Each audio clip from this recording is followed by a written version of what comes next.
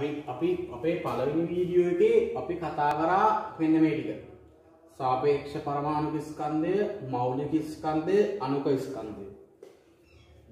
විද්‍යාව පේපරේට මේ පාඩම විද්‍යාව පේපරේට විතරක් නෙවෙයි විද්‍යාවට මේ පාඩම කොච්චර වැදගත්ද කියන එක පළවෙනි වීඩියෝ එකේදී මම කිව්වනේ. ඒ කියන්නේ අඩිතාලම වගේ කියලා. මේක මේ පාඩම ගොඩක් දෙනෙක් කරන්නෙත් නැහැ ආසත් නැහැ. ඒතකොට විද්‍යාව එතනින් තමයි විද්‍යාව විනාශ කරගන්නේ. මේක කොච්චර ලේසියෙන් ඉගෙන ගන්න පුළුවන්ද කියලා ඔයාලට පළවෙනි වීඩියෝ එකේ මගේ YouTube එකේ ගිහින් බලන්න පුළුවන්. සාපේක්ෂ පරමාණු ස්කන්ධය, මෞලික ස්කන්ධය, අණු ස්කන්ධය, පරමාණු ස්කන්ධ ඒකකය අපි ඒ ටික කතා කරා. පරමාණු ස්කන්ධ ඒකකය කියන එක කතා කරා. පරමාණු ස්කන්ධ ඒකකය කියන්නේ කාබන් 612 සමස්ථානිකයේ ස්කන්ධය 12කට බෙදලා එන එකක ස්කන්ධය. එතකොට අපි ඒ ටික කතා කරලා සාපේක්ෂ පරමාණු ස්කන්ධය ගන්න කොහොමද කියලා කතා කරා. ඒ ටික වැඩේ කොට දැන් අපි ඒ ටික කතා කරේ මොකටද කියලා බලන්න තමයි දැන් මේ යන්නේ. ඒ මන් දුන්නේ මූලික අඩිතාලමනේ. දැන් කොහොමද අපි දැන් මෙහෙම එකක් කතා කරන්නේ නේද? 12 සීන් එක. මේ 12 කියන එක. මේ 12 කියන්නේ ළමයි මොකද්ද? දුසිමනේ. දුසිම. පොල් දුසිම. පොල් දුසිම කියන්නේ පොල් දුසිම කියවම අපි දන්නවා ඒකේ කියවෙන සංඛ්‍යාව 12යි කියලා. පිගන් දුසිම. පිගන් දුසිම ඒකට කියවෙන සංඛ්‍යාව 12. කොස් දුසිම ඒකේ අපිට දුසිම කියවෙනකොටම කියවෙන ඉලක්කම තියෙනවා 12ක්. එතකොට රසායන විද්‍යාව තුළ මෙන්න මේ ඉලක්කම කියවෙන්න ඕන. ඔන්න ඔය ඉලක්කම කියවෙනකොටම අපි ඒක සංඛ්‍යාව දැනගන්න ඕන මෙන්න මේ. මේ සංඛ්‍යාව මම කිව්ව මේක අවගාඩ්‍රෝ නියතය, මේක නියතයක්. දුසිමට 12 කියන එක නියතයක් නේ. ඒ කියන්නේ 13 කිව්වම දුසිමේ කියන්නේ නැහැනේ. මෙන්න මේ සංඛ්‍යාවත් නියත සංඛ්‍යාවක්. මම ඒක පැහැදිලි කරා. ඒ සංඛ්‍යාවට තියෙන්නේ රසායන විද්‍යාවේ පොල් පිගන් නෙවෙයි. මේකේ තියෙන්නේ මොනවද? අණු. හැබැයි ඒක කියන්නේ මොකේද? මේ තියෙන මොකේද? මවුලයක. එකයි මවුල අණු.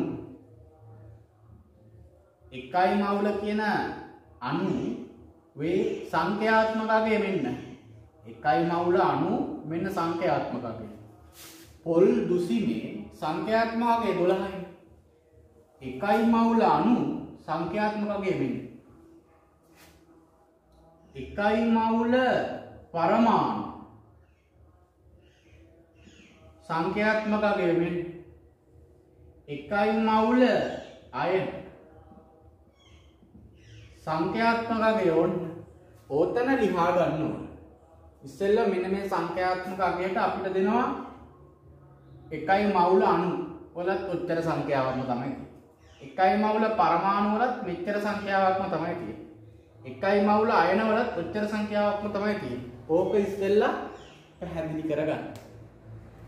ගොඩක් ළමයිට ඕක පැහැදිලි නැහැ. ඔහේ ගණන් කටපාඩමින් හදනවා පේපරේට වෙනත් පොඩ්ඩක් වචනයක් වෙනස් කරලා එනවා.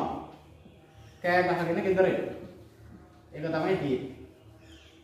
අර සමහර සාමාන්‍ය පෙළ ළමයිට උගන්වනවා නිකන් පහවසර ශිෂ්‍යත්වයට ළමයිට උගන්වන්නේ කොමල විදියට.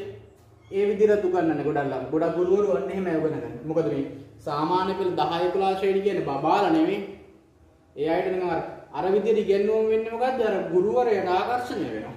සබ්ජෙක්ට් එකට නෙවෙයි ආකර්ෂණය වෙන්නේ. අර කොමල විදියට තමයි ආකර්ෂණය වෙන්නේ. සබ්ජෙක්ට් එකට ආකර්ෂණය නැහැ. ඉතින් කී දෙනාද ළමයි ඒකක් ගන්න විද්‍යාවට? ඒකෙත් ඒකක් ගන්න රසායන විද්‍යාව, භෞතික විද්‍යාව හරියට කොට දාලා ඒකක් ගන්න කවුද? ඔහේ කටපාඩම් කරලා ජීව විද්‍යාවට ඒකක් අරගෙන යන්න පුළුවන්. හැබැයි දැන් නම් ටිකක් අමාරුයි. රසායන විද්‍යාව, භෞතික විද්‍යාව වැඩි කරලා තියෙන්නේ. එතකොට එහෙම එකක් ගන්න කී දෙනාද ඉන්නේ? ඒතර එහෙම කටපාඩම් කරලා ගිහිල්ලා උසස් පෙළට ජීව විද්‍යාංශයට ගියාම තේරෙනවනේ අර ඒ කටපාඩම් කරපු විදිහෙන් කොට යන්න බෑ කියලා. එතකොට ජීව විද්‍යාව එපා වෙනවා. ඒ කියන්නේ උසස් පෙළට භෞතික විද්‍යාව විෂය ධාරාවට ළමයි නඹුරු වෙනතාවය අඩු වෙනවා. අඩු වෙනවා ළමයි නඹුරුත් වෙනවා. උනාට පේල් වෙනවා. ඒක තමයි වෙන්නේ. ඒ කියන්නේ මෙතන මේ අඩිතාලම හරියට වැටිලා නැහැ. ඒතර මෙතනින් දෙන්න අඩිතාලම ඒ ලෙවල් වලට ගිහිල්ලා එතනිනුත් ඒ අඩිතාලමක් දා ගන්න ඕනේ. ඒතර කාලය ඉවරයි. හින්දා සයන්ස් මැත්ස් කරන්න යනවා නම් හරි හොඳ මොලයක් ගන්න නම් මේ විද්‍යාවේ හොඳට දැනගන්න ඕන. මම කියන්නේ මේක මේ කොමල විදියට ඉගෙන ගන්න කියලා. මට නම් ඒ විදියට උගන්නන්න බෑ. මොකද කවුරු හරි ළමයි මේ සාමාන්‍ය පෙළ ඉගෙනගෙන රසායන විද්‍යාව කියන්නේ සංයුක්ත කියන්නේ උසස් පෙළට විද්‍යාංශයෙන් වැඩක් කරන්න කිව්වොත් මේ පොඩි කාලේ ඉගෙන ගත්තේ මොනවද කියලා බණී. ඊට පස්සේ මූ මේ කොමල විදියට ඉගෙනුනේ මේ මොනවද මේකේ තියෙන්නේ. ඇවිල්ලා මේ අපිට හරියට ඉගෙනුවා නම් හරි නේද කියලා හිතන තත්ත්වයටපත් වෙයි. ඊට පස්සේ ඒ බැනුම අහන්න මට ඕනේ නැහැ. මේක හරියට විෂය හරියට ඉගෙනුවම හරියි. කැමති ළමයි එහෙම තේරුම් අරන් ඉගෙන ගන්න. තේරුම් අරන් ඉගෙන ගත්තොත් එයාගේ මාර්ගේ එයා යාවි. ඔය කොමල විදියට නිකන් අර බොළඳ තරක දාලා බොළඳ ගණන් ඉගෙනුවොත් ළමයි අල්ලගන්න මේ මුල ඉඳලා මට දෙන්න ඕන ළමයෙක්ට මේක වැටෙන විදියට. දක්ෂයින්ට කියන්නේ එකපාර තේරුම් ගන්න ඔළුවට වැටෙන ළමයින්ට නෙවෙයි. මට මේ මුල් ඔක්කොම ටික එක ගානට ගෙනියන්න ඕන. සෑම ළමයෙක්ටම විද්‍යාව ලේසි කරගෙන ඒ කියන්නේ විද්‍යාව ලේසි නෑ. ඒ කියන්නේ ඒක හරියට තර්කය අල්ලගත්තොත් ලේසි. ඒ තර්කය අල්ලගන්න තමයි මට ඕනේ. හැම ළමයෙක්ටම එකම මට්ටමට විද්‍යාව ගේන්න තමයි මම මේ කරන්නේ. හරියට පළවෙනි වීඩියෝ එක බලලා දැන් රසායන කියන්නේ මූලද්‍රව්‍ය සංයෝග ප්‍රමාණය. ඒ කියන්නේ ගණනය කිරීමේ පළවෙනි පාඩම මෙතනනේ. ඒ පාඩමේ අඩිතාලම බලලා ඉන්න මේ වීඩියෝ එකට. හරි. දැන් අපි දැන් මෙන්න මේ වීඩියෝ එකේ කතා කරලා ඒක ප්‍රයෝග කරලා මේකේ ගණන් හදන්නේ. අපි හදමු. මෙන්න මේක. අපි ගමු මෙන්න මේ අපි ස්වභාවයේ උදාහරණ ගමු. මීහරක ගමු මීහරක් මවුල එකක් ගන්නවා. එකයි මවුල. මීහරක් මවුල මේ මීහරක අරගෙන පාර්ට්ස් ගලවනවා. පාර්ට්ස් මොනවාද මොකද තියෙන පාර්ට්ස්? අපි පාර්ට්ස් ටිකක් ගලවමු අපේ පහසුව සඳහා. මොකේ ඔළුව ගලවමු. ඔළුව ගැලෙවුවා. තව ගැලෙවුවම වලිග ගැලෙවුවා. කකුල් ගැලෙවුවා. කකුල්. හරි. මීහරක් මවුලෙන් ඔළු මවුල කීයක් හම්බ වෙනවද ළමයි? ඔළු මවුල එකයි හම්බ වෙන්නේ. මීහරක් මවුල එකෙන් ඔළු මවුල එකයි. ඉතින් ඔළු දෙකක් නෑ. හරකට මීහරක් මවුලෙන් හම්බ වෙන්නේ ඔළු මවුල දෙකයි. වලිග මවුල එකයි. ඔළු මවුල එකයි, වලිග මවුල එකයි. කකුල් මවුල දෙකයි. ඈ මීහරකට කකුල් මවුල දෙකද? නෑ. දෙකේ උන්නේටි. හැබැයි කකුල් මවුල මේ සතා මීහරක නෝද? ඒ මීහරකට කකුල් මවුල හතරයි.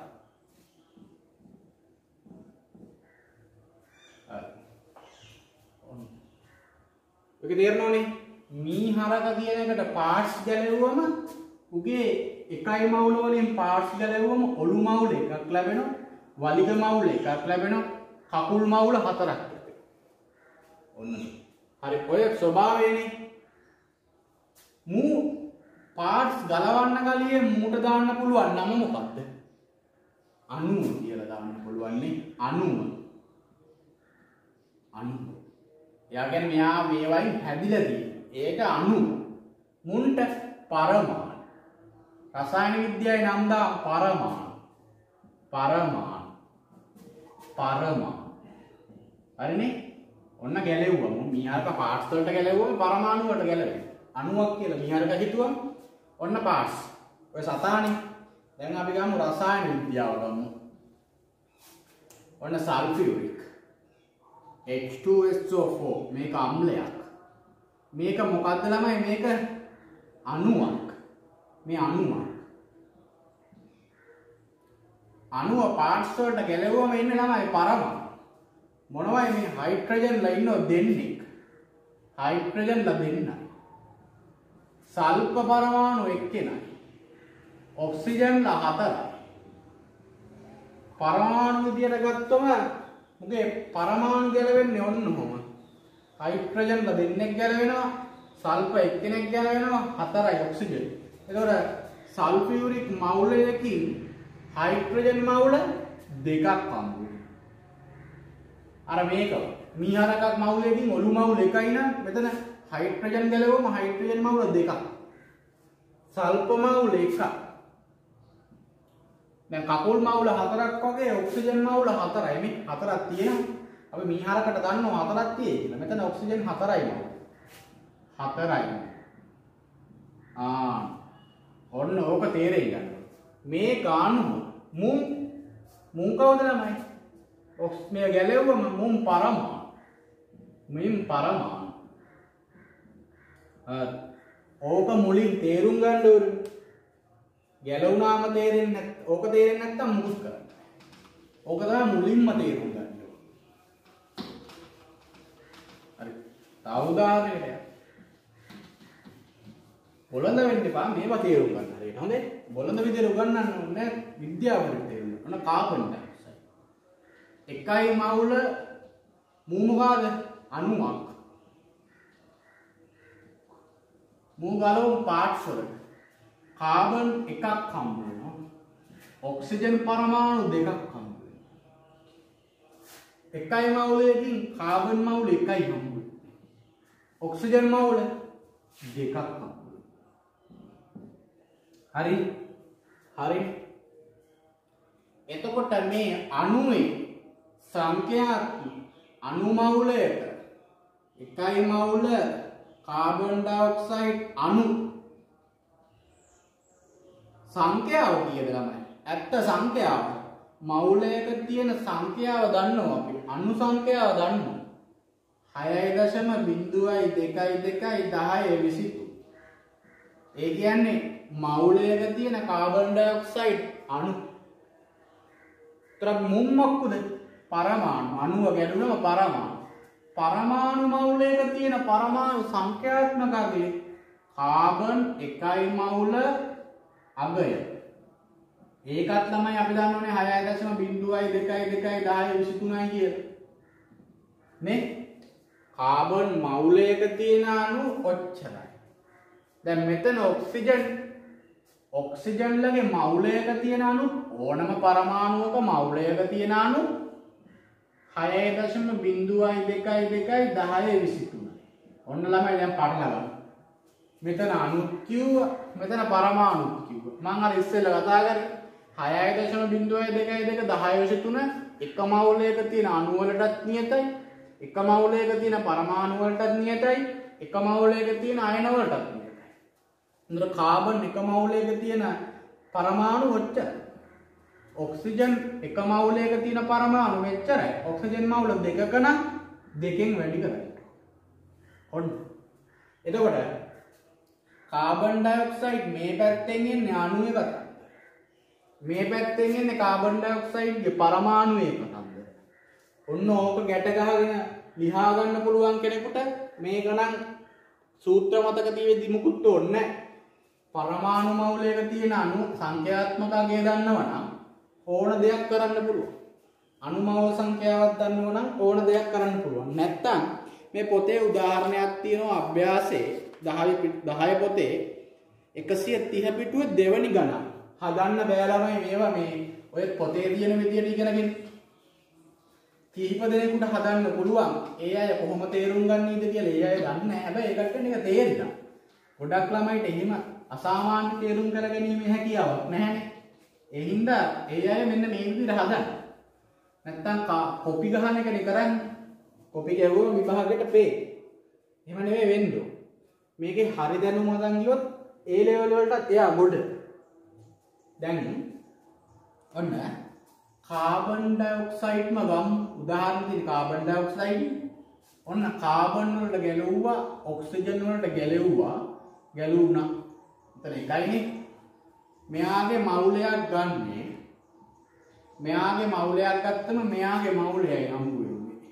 මෙයාගේ මවුල දෙකයි. මොකද මේ පරමාණු. මූ මොකද අණු. හරි.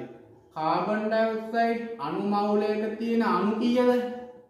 අණු ගාන ළමයි සංඛ්‍යාත්මකගේ 6.02221023යි.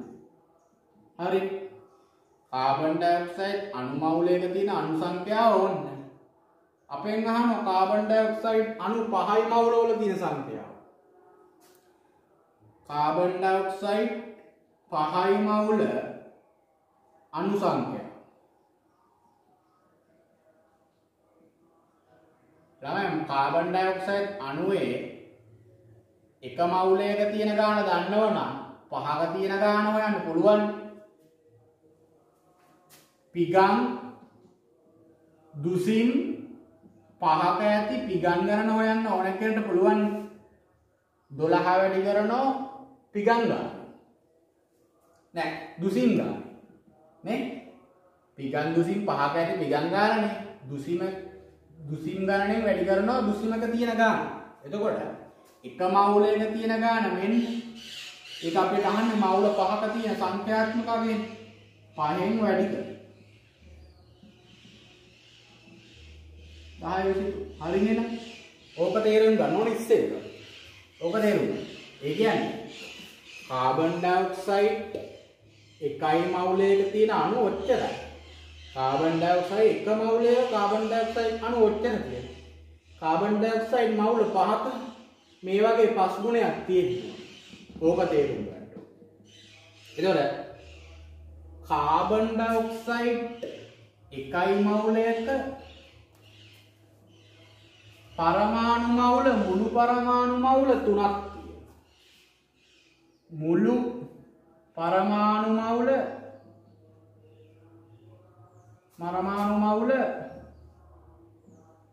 මුළු පරමාණු සංඛ්‍යාව මුළු පරමාණු මවුල 3යි. හරිනේ? එතකොට මේ එකයි මවුලයක තියෙන නියතාවය කීයද? කාබන්ගේ මවුලයක තියෙන පරමාණු ගාන සංඛ්‍යාත්මකක 6.0222 මෙයාගේ එක මවුලයක 6.0222 වැඩි කරන්න ඕන දෙකෙන්. අයි ඔක්සිජන් පරමාණු දෙකක් ඉන්නවනේ. එතකොට මේකේ කාබන් ඩයොක්සයිඩ් අණුව විදියට තියෙනකොට ඔච්චරයි. අණු මවුලයක කාබන් ඩයොක්සයිඩ් පරමාණු වලට ගැලෙව්වම ඒ පරමාණු තියෙන ගාන මේකේ තියෙන පරමාණු වල සංඛ්‍යාත්මක අගය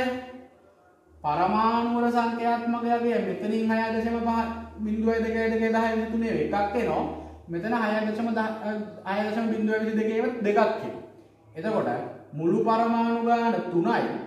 එතකොට 3 වැඩි කරන්න ඕන 6.022 1023.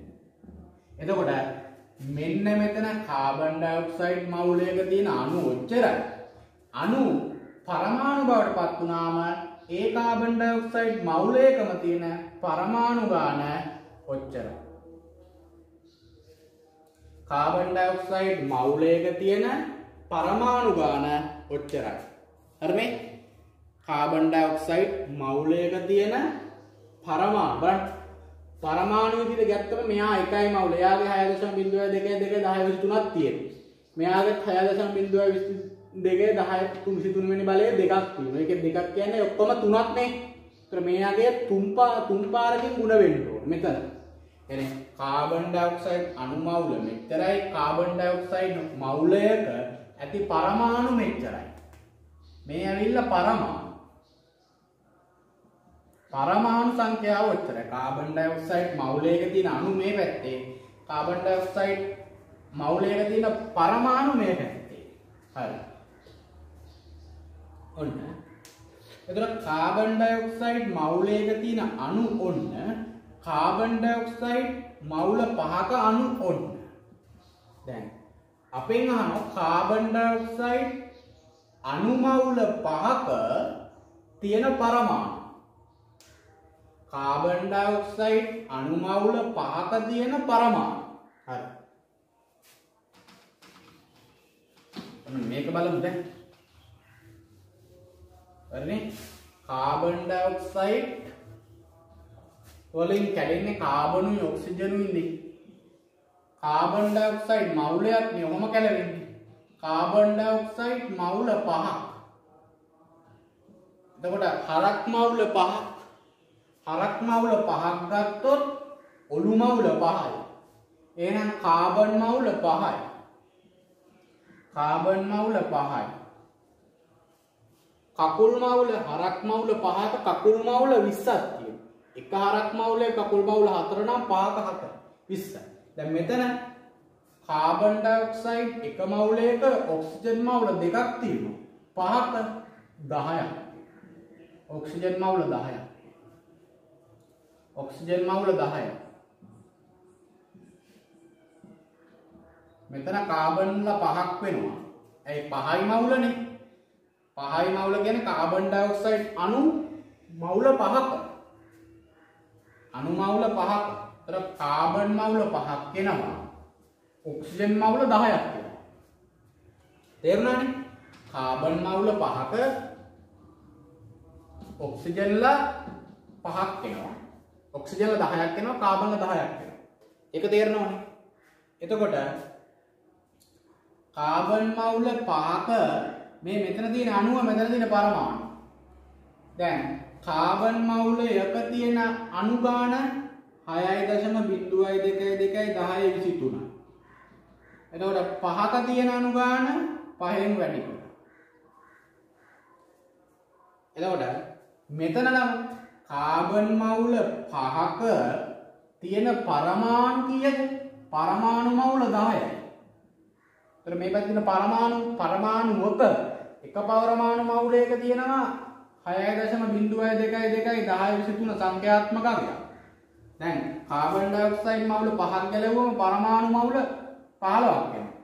ඒතර පරමාණු මවුල 15කම යන්න ඕනේ. ඒතර පරමාණු මවුල 15 යවන්න. ඒ කියන්නේ කාබන් ඩයොක්සයිඩ් මවුල 5ක තියෙන අණු ගාන ඕන කාබන් ඩයොක්සයිඩ් මවුල 5ක තියෙන පරමාණු ගාන වෙන්නේ. ඒ කාබන් ඩයොක්සයිඩ් මවුල 5ක පරමාණු 15ක් තියෙනවා. එක පරමාණු මවුල 15ක් තියෙනවා. එක පරමාණු මවුලයක මෙච්චරක් තියෙනවා.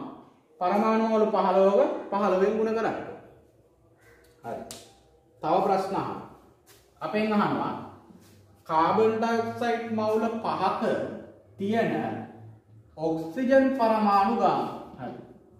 කාබන් ඩයොක්සයිඩ් මවුල 5ක තියෙන ඔක්සිජන් පරමාණු ගාන කීයද? ඔක්සිජන් පරමාණු මවුල 10යි. ඔක්සිජන් පරමාණු මවුල 10යි.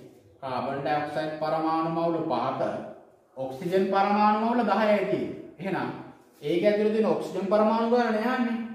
ඔක්සිජන් පරමාණු ගාන අන්නම් දින් ළමයි. කීයද වැඩි කරන්න ඕන? ඔක්සිජන් පරමාණුවක තියෙනවා 6.0222 කාබන් ඩයොක්සයිඩ් මවුල 5 ඔක්සිජන් පරමාණු මවුල 10ක් තියෙනවා. එක මවුලයක මෙච්චර තියෙනවා. මවුල 10ක කොච්චර තියෙද ඔන්න. ඕකෙන් වැඩි කරාම කාබන් ඩයොක්සයිඩ් මවුල 5 තියෙන ඔක්සිජන් පරමාණු ගාන එනවා. මේක ගලවන්න නැත්තාකල් තමයිට සමීකරණ වලින් තේරෙන්නේ නැහැ. මම හිතනවා මේක තේරෙනවා ඇති කියලා. අපි දැන් මේ තියෙන ගානට යමු. හරිද? ඒ ගානම තමයි මම කරේ. ඔන්න නැවත ආයි කරන්න. මෙහෙම අහන්නේ කාබන් ඩයොක්සයිඩ් මවුල 5ක අඩංගු අණු සංඛ්‍යය. හරි. කාබන් ඩයොක්සයිඩ් ගම් ඒක ගලවමු මොනවටද? කාබන් පරමාණුවක් තියෙනවා ඔක්සිජන් පරමාණු දෙකක්. මේක තේරෙනවනේ. ඔක්සිජන්ලා දෙන්නෙක් ඉන්නවා කාබන්ලා එක්කෙනෙක්. මෙයාගේ මවුලයක් නේ ගන්නෙ. අපි සම්මතේ මෙයාගේ මවුලයක මෙයා මවුල එකයි ඉන්නේ. මෙයා මවුල දෙකක් ඉන්නවා. හරි. අපි දන්නවා මේක අණුවක්. මේ පැත්ත පරමාණු. අණු ගැලවුණාම පරමාණු. මවුලයක සංඛ්‍යාත්මක මේක එකයි මවුල අණු සංඛ්‍යාත්මකගේ 6.0222 හරි. එකයි මවුලයක අණු ඕන. එතකොට 5යි මවුලයක අණු මේක වැඩි කරන්න ඕන 5. 6.0222 වැඩි කරන්න ඕන 5. හරි. ඔන්න පළවෙනි උත්තරේ. 5යි මවුලයක තියෙන අණු ඔන්න. 1යි මවුලයක තියෙන අණු ඔන්න. 5යි මවුලයක තියෙන අණු ඔන්න. හරි. ඊට පස්සේ කියනවා කාබන් ඩයොක්සයිඩ් මවුල 5 තියෙන මුළු පරමාණු ගන්න. එතකොට කාබන් ඩයොක්සයිඩ් මවුලයක තියෙන පරමාණු 3යි නේ. කාබන් ඩයොක්සයිඩ් මවුලයක තියෙන පරමාණු 3යි.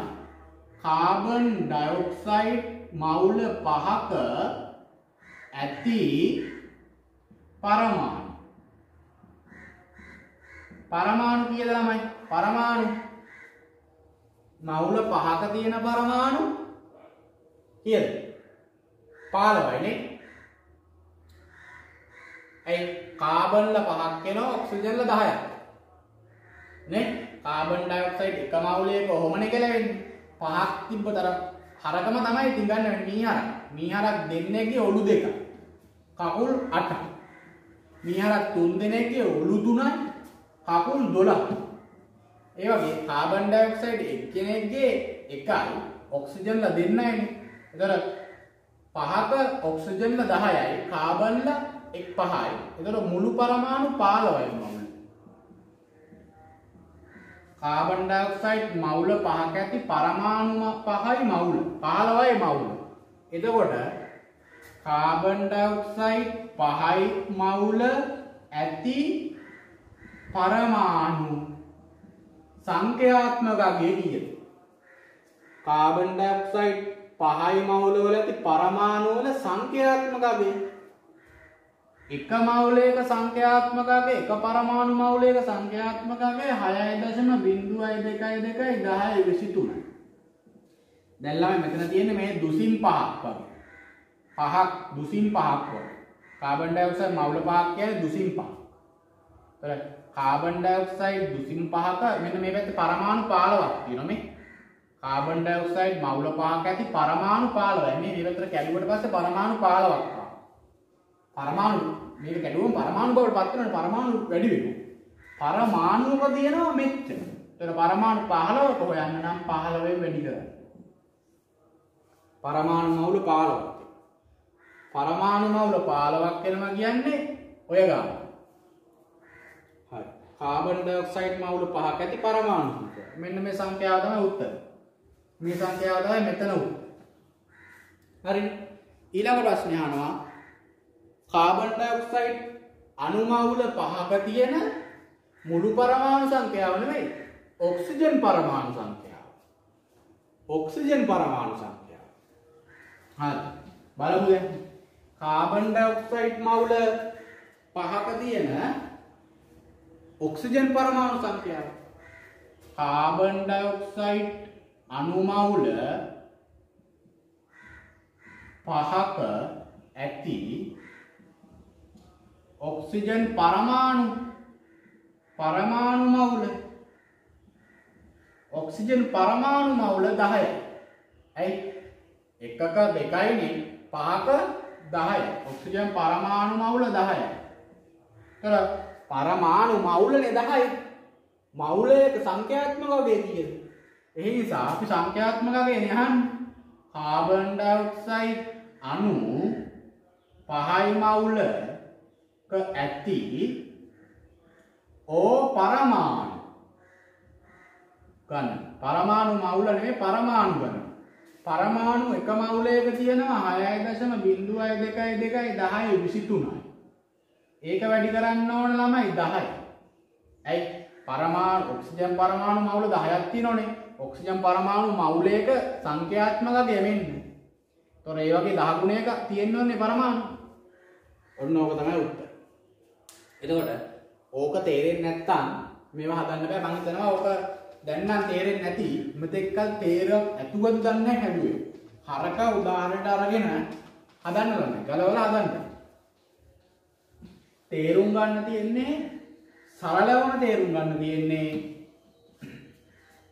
එක මවුලයක කොයි වෙලාවෙ සංඛ්‍යාත්මක අගය 6.02222 10 23 කියන එකම තමයි.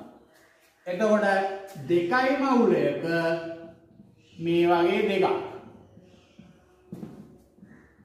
6.23 වගේ දෙකක්. තුනයි මවුලයක මේ වගේ තුනක්. ඒ කියන්නේ මෙතන තුනයි මවුල අණු වෙන්න පුළුවන්. පරමාණු වෙන්න පුළුවන්. අයන වෙන්න පුළුවන්. මෙතනත් මෙතනත් ඒ කියන්නේ එක මවුලයක තියෙනවා නම් මෙච්චරම තියෙනවා. එහෙනම් දෙකක කොච්චරද? ඔය වගේ දෙකක්. අපෙන් ආන්නේ මවුලයක තියෙන අයන ගාන සංඛ්‍යාත්මකව මෙන්න. මේක අර දුසිම කියන වචනේ වගේනේ. මවුල කියන වචනේ දුසිම වගේ. ඒතර අපිට අපෙන් අහන පිගාන් දුසිම ගැති පිගන් ගාන ඇහුවම දුසිමයි කියන්නේ නැහැ. පිගන් දුසිම ගැති පිගන් ගාන 12. එක මවුලයක පරමාණු ගාන මෙන්න. එක මවුලයක ඇති අණු ගාන මෙන්න. එක මවුලයක ඇති අයන ගාන මෙන්න. ඕක කියන පුරුදු වෙන්න. ඒක ඇවගාඩ්‍රෝ සංඛ්‍යාව. හරි. ඕක තේරුම් ගත්ත කෙනෙක්ට මොන ගාන දුන්නා හදන්න පුළුවන්. අපි ඊළඟ ගාන බලමු. දැන් නම් ඊළඟ ගාන ලේසි. අපි ගිය පාඩමේ කතා කරා ඔන්නම සූත්‍ර ටික. n සමානයි n බෙදීම n. n කියන්නේ මවුල ගණන, මෙතන කියන්නේ පරමාණු ගණන, මෙතන තියෙන ඇවගාඩ්‍රෝ සංඛ්‍යාව.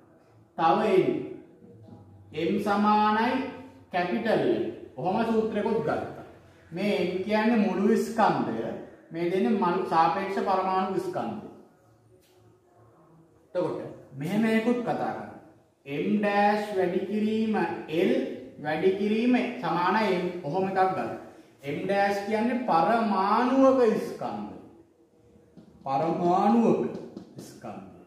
වැඩි කිරීම ඇවගාඩ්‍රෝ සංඛ්‍යාවෙන් එන සාපේක්ෂ පරමාණු ස්කන්ධය. ඔය සූත්‍ර තුන අනිවාර්යෙන් දැනගෙන තියෙනවා. මෙතන අපි දන්නවා n කියන්නේ පරමාණු, අණු, අයන ඕනේ. m කියන්නේ ස්කන්ධ. හරි. ඔය සූත්‍ර ටික කතා කරා.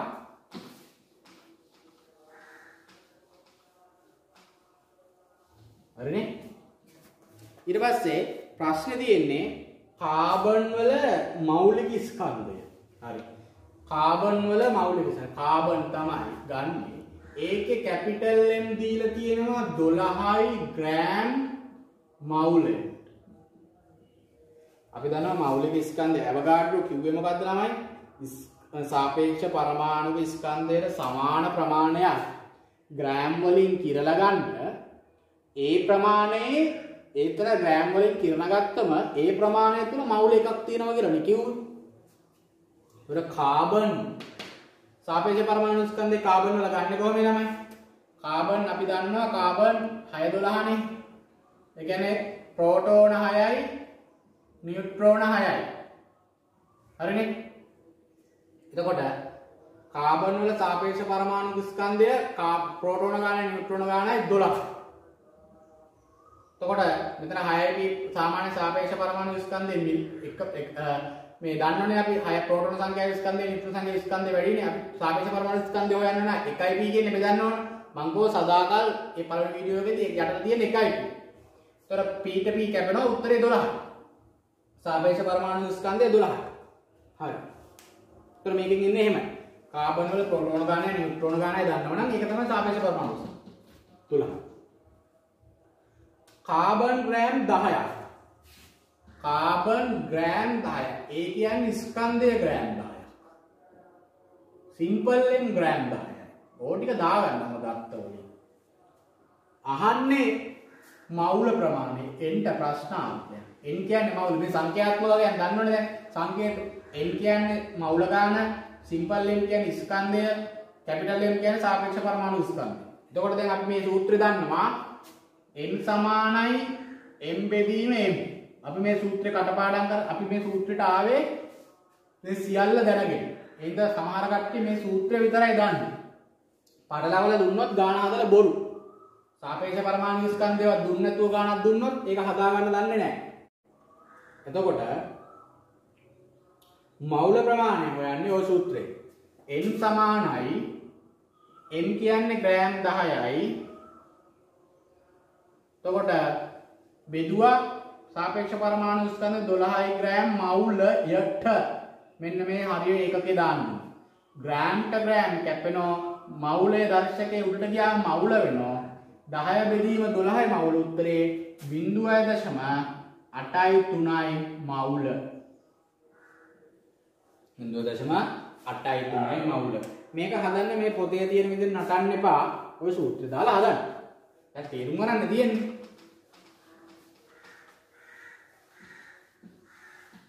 ඊට පස්සේ කාබන් ඩයොක්සයිඩ් 0.1 මවුල වල ඇති අණු ගණන සොයන්න. අයියෝ ලේසියි ළම. ඔන්න දැන් පැටලෙනවා දන්නේ නැති කෙනෙකුට. දැන් පැටලෙන කෙනෙක් දන්නේ නැත්නම් අර තරක මුකුත් දන්න. කාබන් ඩයොක්සයිඩ් 0.1 මවුල වල ඇති අණු ගණන. අපිට ඔය වැඩක් නෑනේ. අපි දන්නවා කාබන් ඩයොක්සයිඩ් මවුලයක තියෙන අණු ගණන කීයද ළමයි? 6.222 ඔන්න මවුලයක තියෙන අණු ඔන්න අපෙන් අහන්නේ එතකොට මවුල කීයද? 0.1. ඉතින් එහෙනම් මේක 0.1කින් ගුණ කරන්න. 0.1කින් ගුණ කරා. මවුලයක තියෙන දැන් අපෙන් අහන්න. අපි දන්නෝනේ මේක 0.2 දෙන්න නැත්නම් අපි දන්නෝනේ මවුල දෙකක හැමුවොත් කොහොමද කරන්නේ? කාබන් ඩයොක්සයිඩ් මවුල දෙකක තියෙන අණු ගාන එක මවුලයක තියෙන ගාන මෙච්චර නම් ඒක දෙකෙන් ගුණ කරලා මේ දෙකක හොයන්නේ. ඒතර කාබන් ඩයොක්සයිඩ් මේ ඇවිල්ලා මෙන්න මෙහෙම එක ගේන්නේ ළමයි. කාබන් ඩයොක්සයිඩ් 0.1ක ඇති මවුල හොඳේ මවුල ඇති අණු ගණන. එක මවුලයක තියෙනවා මෙන්න මෙච්ච විතර ප්‍රමාණයක් 10.23. එහෙනම් එක මවුලයක මෙච්චර තියෙනවා නම් මවුල 0.1ක කොච්චර? අණු වලට ළමයි මවුල ඒකක නෑනේ. එහෙනම් මවුල ඒකක කැපෙන්නේ නෝන. කැපෙන්නේ උඩයි යටයි කැපෙන්නේ. ඒතර මේක සුළු කරගත්තම 6.222 10.23යි එක වැඩි කිරීම 10 ඍණ 1යි. එතකොට ළමයි 6.222යි 10.22යි මේ දර්ශක ගුණ කිරීමේදී දර්ශක එකතු වෙනවා. ඒතර 23 ඍණ 1 22. ඕ කාබන් ඩයොක්සයිඩ් එක මවුලයක තියෙන ගාන මෙච්චර නම් කාබන් ඩයොක්සයිඩ් මවුල දෙකක ඇහුවොත් අපි මේක දෙකෙන් ගුණ කරනවා වගේ කාබන් ඩයොක්සයිඩ් 0.1ක ඇති ගාන හොයන්න නම් මේ ගාන 0.1කින් ගුණ කරන්න. එච්චර. හරි. ඊට පස්සේ ඊළඟ ගාන මේ ගණන් ටික තේරුම් ගත්තොත් ඔයාලා පොඩ මේ පාඩම පොඩ ඉන්න ළමයි තේරුම් ගන්නවා කියන්නේ ඉතින් අර නිකන් දෙන හින්දා වීඩියෝ බලන ප්‍රමාණයක් නැහැ කට්ටිය. ළමයි සල්ලි වැඩි හින්දා පුරුදු කරලා බලනවා. ඒක මට ගණන දෙයක් නැහැ. මේ ප්‍රයෝජනයක් තියෙන කට්ටිය බලන්නේ. ඔක්සිජන් වල සාපේක්ෂ පරමාණු ස්කන්ධය 32ක් වේලෝ. සාපේක්ෂ අණුක ස්කන්ධය. දක්වේලෝ. ඔක්සිජන් ග්‍රෑම් 10ක තියෙන අණු ගාන. ඔක්සිජන් ග්‍රෑම් 10ක තියෙන අණු ගාන. ඔක්සිජන් වල සාපේක්ෂ අණුක ස්කන්ධය. ඒ කියන්නේ ළමයි සාපේක්ෂ අණුක ස්කන්ධය කියන්නේ මොකද්ද? ඔක්සිජන් කියන්නේ අණුවක්නේ. ඔක්සිජන් කියන අණුවේ සාපේක්ෂ පරමාණුක ස්කන්ධය ඒක අණුවක් නේද? අණුක ස්කන්ධය තියෙන්නේ. අණුක ස්කන්ධය කියන්නේ 32යි. අණුක ස්කන්ධය ග්‍රෑම් 32යි. අණුක ස්කන්ධය සාපේක්ෂ පරමාණුක ස්කන්ධය සාපේක්ෂ අණුක ස්කන්ධය. ඒ කියන්නේ මේ අණුක ස්කන්ධය කියන්නේ මොකද්ද ළමයි? මවුලයක තියෙන ගාන නේද? මවුලයක් නේ මෙතන මේ කියන්නේ. ඔක්සිජන් මවුලයක්. ඔක්සිජන් අණු මවුලයක්. ඕක තේරෙන්නේ නැත්නම් ගාන හදලා. සාපේක්ෂ අණු ස්කන්ධය 32යි කියන්නේ එතන ඔක්සිජන් අණු මවුලයක් තියෙන්නේ. මේ කප් කියන්නේ මෙතන ඔක්සිජන් අණු මවුලය. අණු මවුල එක. හරිද? ඔක්සිජන් අණු මවුල එකක් එතන තියෙන්නේ. ඒක තේරුම් ගන්න. ඒක තේරුම් ගන්න පුළුවන් ඉස්සර මම කියලා දුන්නානේ. ඇයි? සාපේක්ෂ පරමාණු ස්කන්ධයක් කිරලා ගත්තොත් එතන මවුලයයි තියෙන්නේ. එහෙනම් මෙතන ඔක්සිජන් අණු මවුලයක සාපේක්ෂ අණුක ස්කන්ධයක් නේ තියෙන්නේ. පරමාණු වල පරමාණු ස්කන්ධ. අණු වල අණු ස්කන්ධ. අණුක ස්කන්ධ. අණුක ස්කන්ධය ග්‍රෑම් වලින් කිරලා ගත්තම එතන මවුලයයි. මවුලයක තියෙන අණු ගාන අපි දන්නවා 6.02.2.10 ඔන්න තමයි ලිඛන ක්‍රමය. ඒ කියන්නේ මවුලයක තියෙන අණු ගාන ඔන්න. හරිනේ ඔන්න දැන් අණු ඔච්චරයි. හැබැයි ඒ කාබන් ඔක්සිජන් අණු ග්‍රෑම් 32ක තියෙන අණු ගාන ඔන්න. අපෙන් අහනවා ඔක්සිජන් ග්‍රෑම් 10ක තියෙන ගාන. ඔක්සිජන් ග්‍රෑම් 10ක තියෙන ගාන. ඉතින් අපි 10න් ගුණ කරමුනේ. ඔක්සිජන් ග්‍රෑම් 10 32ක තියෙන ගාන ඔච්චර නම් 10ක හොයන්නේ කොහොමද? 10න් ගුණ කරන්නේ. හරිනේ? ඕක තේරුම් ගන්න ඕන. ඒ කියන්නේ නැත්තම් මෙහෙම ලියමු. ඔක්සිජන් අණු ග්‍රෑම් 32ක ඇති අණු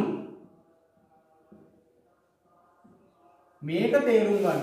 ග්‍රෑම් 32ක ඇති අණු ගණන කියන එක තමයි දැනගන්න. 32 කියන්නේ සාපේක්ෂ අණු ස්කන්ධයනේ. සාපේක්ෂ අණු ස්කන්ධය කියන්නේ මවුලයක් කියන එකනේ. මවුලයක තියෙන අණු ගාන දන්නවනේ ළමයි. 6.22.1023. හරි. අපෙන් අහන්නේ ඔක්සිජන් ග්‍රෑම් 10ක ඇති අණු ගණන දන්නේ x කියලා දාගන්න. එතකොට මේ සමීකරණ දෙක බෙදනවා. 32 බෙදීම 10 වචන බෙදෙන්නේ නැහැ ළමයි සංඛ්‍යාවනේ බෙදෙන්නේ. 6.02.2 වැඩි කිරීම 10.23 බෙදීම x. හරස් ගුණ කරලා x හොයන්න. අපි මේ පැත්තේ ඔක්සිජන් ග්‍රෑම් 32ක ඇති අණු ගණන ඔක්සිජන් ග්‍රෑම් 10ක ඇති අණු ගණන x නේ හොයන්න ඕනේ. සුළු කරාම ඉන්නේ මෙහෙමයි. x සමානයි 6.02.1023 වැඩි කිරීම 10 බෙදීම 32. මේක හරස් ගුණ කරාම ඕනෙක් කෙනෙක් දන්නවනේ. එතකොට ඕක සුළු කරලා ගන්න ළමයි. ඕක සුළු කරන්න වෙනවා. මෙතන 10න් ගුණ කරාම 10.24යි. මේක 32න් බෙදන්න වෙනවා. එතකොට x සමානයි 1.88යි 10.23.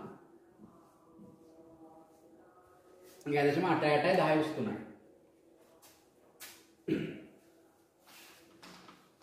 අර සාපේක්ෂ පරමාණු ස්කන්ධය සාපේක්ෂ අණු ස්කන්ධය කියන එකේ තේරුම දන්නේ නැත්නම් හදන්න බෑ.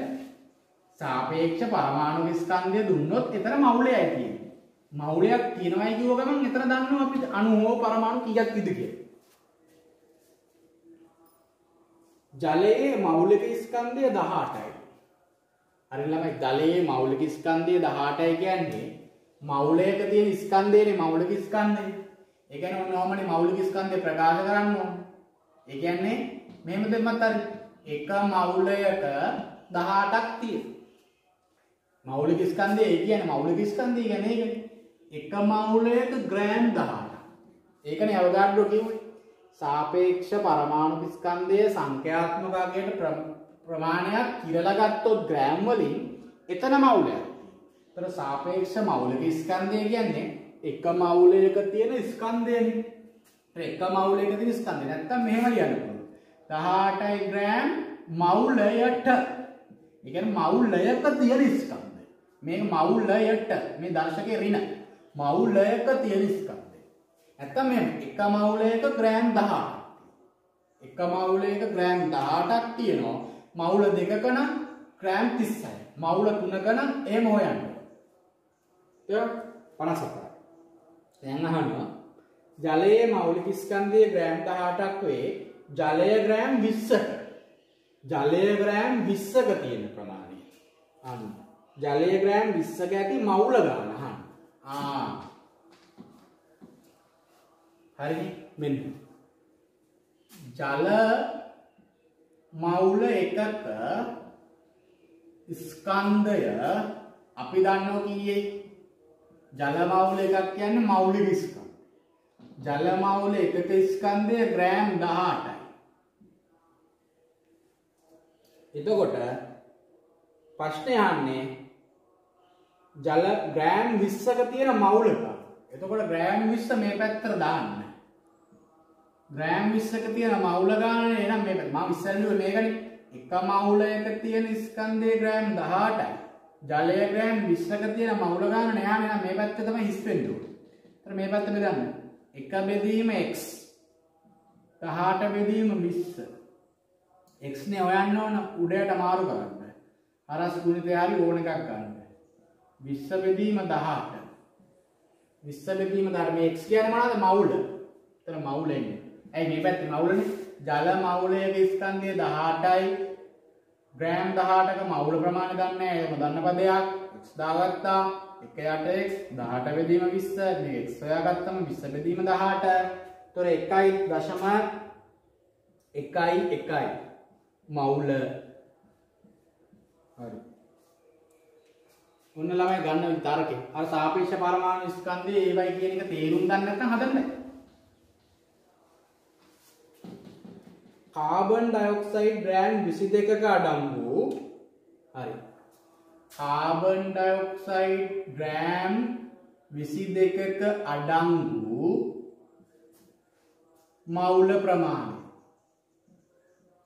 මවුල ප්‍රමාණය සොයන්න හරිනේ මවුල ප්‍රමාණය හොයන්නේ කොහොමද ඩක් ගාලා දාන්න ස්කන්ධය සූත්‍ර දාන්න මෙහෙම හොයන්න පුළුවන්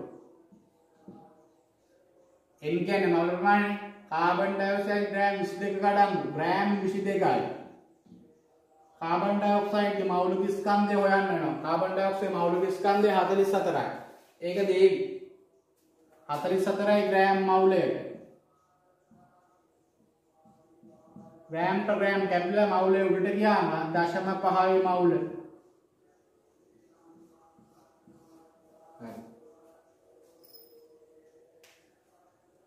තේරුණා නේද?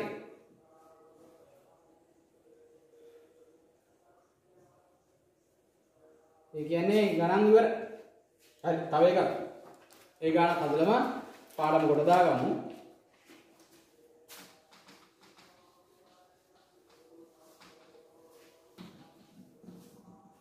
කාබන් ග්‍රෑම් 24ක අඩංගු කාබන් මවුල ප්‍රමාණය. අපෝ ඒක දේශීනේ. कार्बन ग्राम 24ක මවුල ප්‍රමාණය න්‍යාන්වික ස්කන්ධයේ බෙදීම මවුලික ස්කන්ධයේ සූත්‍රයේ कार्बन ग्राम 24යි कार्बन වල මවුලික ස්කන්ධය 12යි ග්‍රෑම් මවුලයට ග්‍රෑම්ට ග්‍රෑම් කැපෙනවා එතකොට 2යි මවුල උඩට යාම දර්ශකයේ මවුල වෙනවා හරි ඉතින් ළමයි මේ පාඩම සාපේක්ෂ පරමාණු ස්කන්ධය මෞලික ස්කන්ධය සාපේක්ෂ අණුක ස්කන්ධය ස්කන්ධ ක්‍රමාංකය කියන වචනවල තේරුම් ගන්න නැතුව කරන්න ගියොත් වැඩේ අමාරු වෙනවා. එහෙනම් දැන් මම හිතන්නේ මේ පාඩම සංකීර්ණතාවයේ ලියුණා. එහෙනම් ඔයාලා මේ පාඩම මේ විදිහට අල්ලගෙන කරගෙන යන්න. ඔයාලට පාඩම විද්‍යාවට සාමාර්ථයක් ගන්න පුළුවන් වෙයි. හරි. අපි ඊළඟ පාඩමෙන් හම්බෙමු.